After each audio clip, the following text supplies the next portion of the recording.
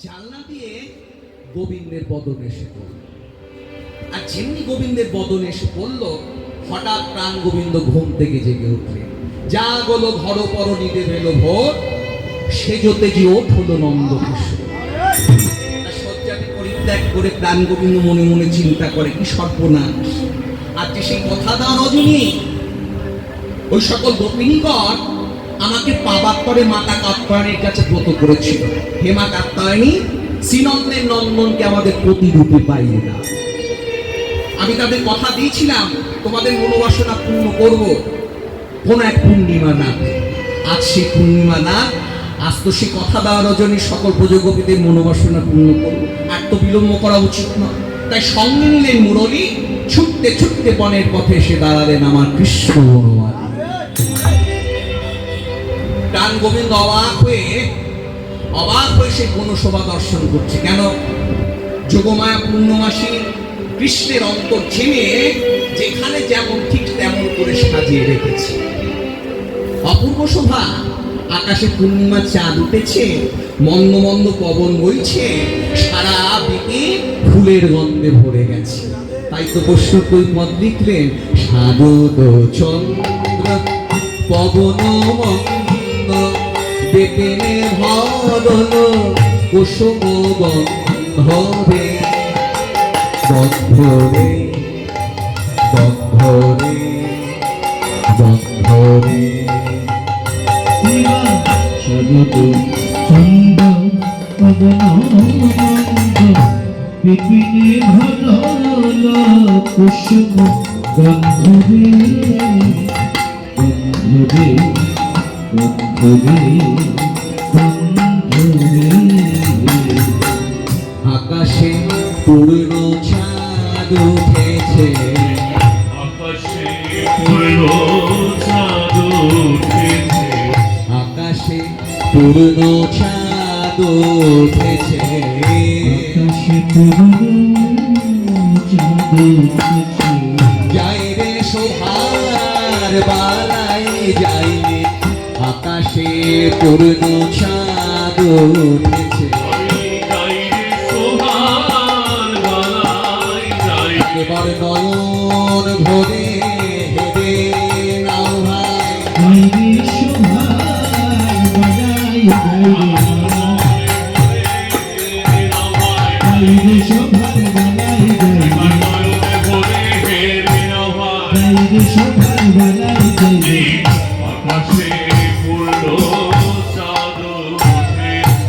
পদে কি পেলাম?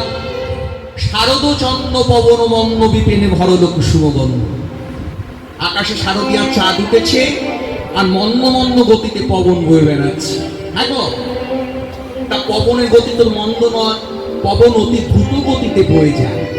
বৈষ্ণব বলছে কথাটা ঠিক বলেছ, পবন অতি দ্রুত গতিতে বয়ে যাচ্ছিল, তা যেতে যেতে হঠাৎ থমকে দাঁড়িয়ে পড়ল। কেন? হঠাৎ পবনের মনে পড়ে গেল, কি সর্বনাশ, আর যে রাধা গোবিন্দের রাসবিলাস, আর আমি বৃন্দাবন পরিত্যাগ করে চলে যাচ্ছি। তাই দেখো, যেতে যেতে পবন ফিরে আসেছে, যেতে যেতে পবন ফিরে আসিছে,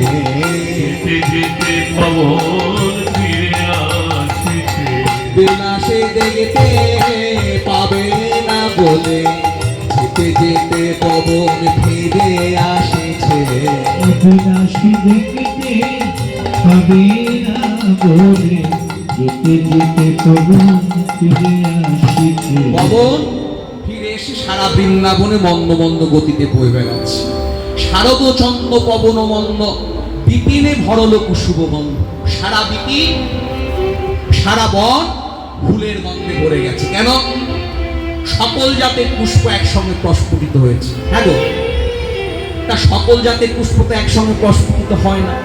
কোন পুষ্প প্রস্ফুটিত হয় শীতকালে, কোন পুষ্প প্রস্ফুটিত হয় গ্রীষ্মকালে, কোন পুষ্প প্রস্ফুটিত হয় বর্ষাকালে। তা সকল জাতের পুষ্প তো একসঙ্গে প্রস্ফুটিত হয় না। কবি বলছে আজকের জন্য হয়েছে। কেন জানো? আজ যে রাধা গোবিন্দের রাসবিলাস। তাই দেখো, ফুল মল্লিকা মালতী জ্যোতি এবার ফুল মালতী জ্যোতি বলল মল্লিকা মালতী জ্যোতি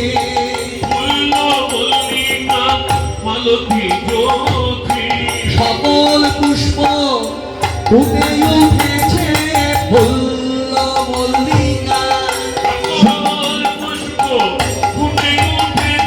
সারা বৃন্দাবনে লতায় পাতায় হরি হরি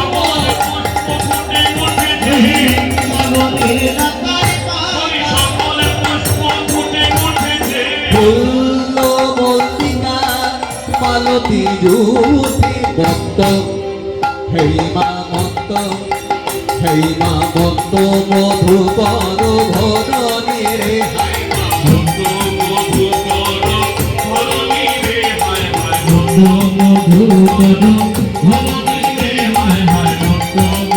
পরমত্ত আছে হরি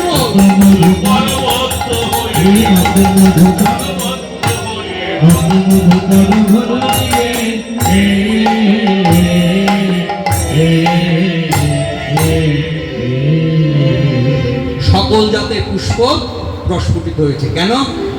আজ রাধা গোবিন্দের রাস বিলাস।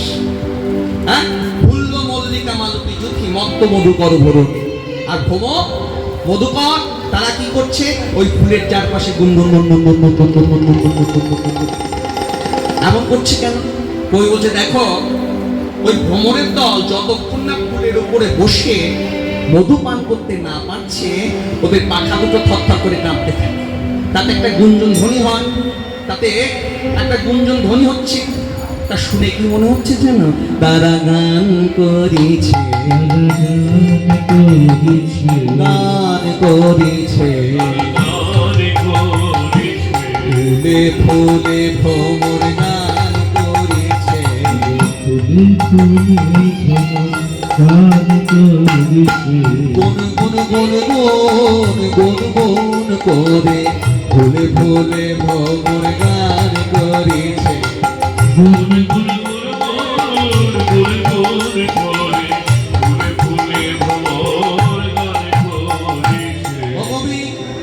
এখন নিশ্চয়ই ভ্রমরের দল ফুলের মধ্যে বসে পড়েছে, এবার নিশ্চয়রা মধুপান করছে। কই বলছে না না না, ওরা মধু লোটে না মধু লোটে না মধুকর হয়ে ওরা মধু লোটে না। কবি বলছেন আজ যে রাধা গোবিন্দের রাস বিলাস, তো ভ্রমরের দল অন্তরে চিন্তা করছে আজ যে রাধা গোবিন্দের রাস বিলাস আর যদি নিয়ে যায় মধুলুট করে তাহলে তো রসভঙ্গ হয়ে পড়বে। ওই কথাটা চিন্তা করে ওরা মধুলতে মধুকর হয়ে ওরা মধুলতে না ফুলে ফুলে বসেছে মনে মধুকর হয়ে ওরা মধুলতে না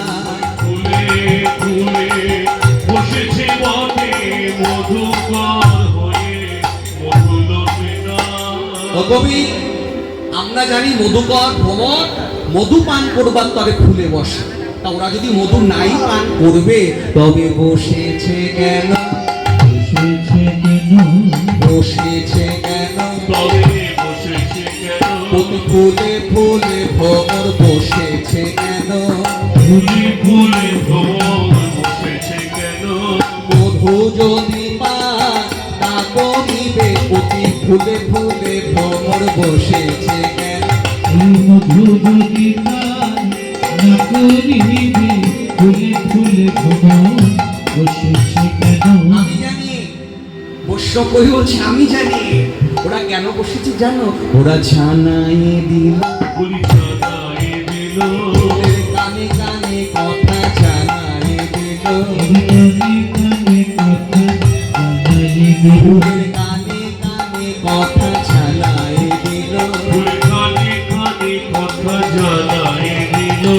কি জানালো সেটা বলো? বলছি ওরা বলছে ফুলের কানে কানে গিয়ে ওগো কুসুম তোমরা যে প্রথম রজনীতে ফুটে বসে আছো তোমরা তো বেশিক্ষণ থাকতে পারো না।